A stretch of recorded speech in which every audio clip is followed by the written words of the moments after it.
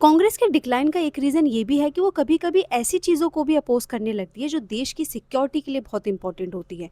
अब आप खुद सोचिए कि हम एक ऐसी पार्टी को क्यों सपोर्ट करें जो एक ऐसे बिल को अपोज़ करे जो नेशनल सिक्योरिटी के लिए बहुत इंपॉर्टेंट। यू वोंट बिलीव कि इंडिया में एक ऐसा बिल आया है जिससे पूरी वेस्टर्न कंट्रीज और पाकिस्तान जैसे देशों में पैनिक क्रिएट हुआ पड़ा है। इस बिल के अगेंस्ट में ना सिर्फ कांग्रेस अलायंस एक साथ खड़ी है बल्कि अमेरिका की कई पार्टीज भी एक साथ यूनाइट हो गई है। क्यों?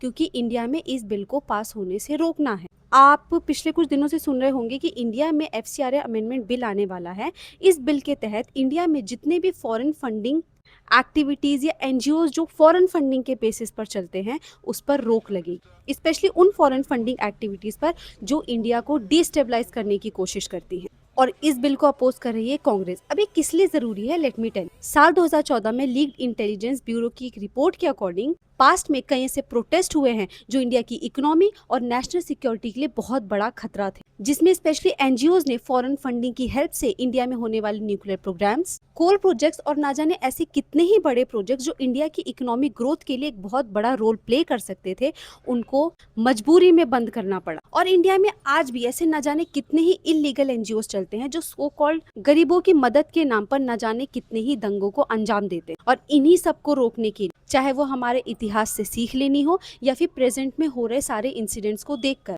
अब सरकार एक ऐसे बिल को पास करने जा रही है जो फॉरेन फंडिंग्स पर डायरेक्ट रोक लगाएगा। इस पर आप क्या क्या कहना है? क्या कांग्रेस का इस बिल को अपोज करना सही है?